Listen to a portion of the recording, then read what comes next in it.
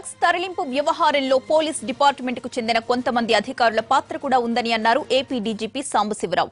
డబ్బుతో కూడుకున్న వ్యవహారం కావడం వల్లే కొందరు ప్రలోభాలకు లొంగిపోతున్నారని, అటువంటి వాళ్లను ఉపేక్షించేది లేదని అన్నారు. ఆయన ఏ స్థాయి అధికారి అయినా అరెస్ట్ చేసి విచారిస్తామని స్పష్టం చేశారు.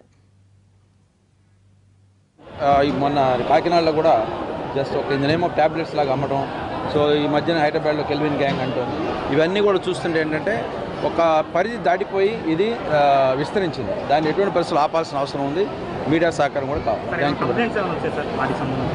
కంప్లైంట్స్ అంటే మనం ఎప్పుడు పట్టుకుంటూనే ఉంటాం. కాకపోతే ఆ దురదృష్టకరమైన విషయం ఏంటంటే ఇందులో ఈ ట్రాన్స్పోర్టేషన్లో అఫీషియల్స్ కూడా ఉంటున్నారు కొంతమంది, ఇంక్లూడింగ్ పోలీస్ ఆఫీసర్స్. అందుకని మేము we are very serious about that. Irrespective of the rank we are arresting them, we are suspending them.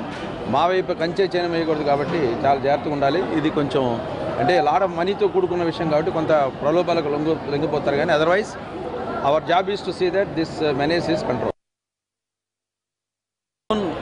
మొన్న కాకినాడలో కూడా జస్ట్ ఒక in the name of tablets లాగా అమ్మడం,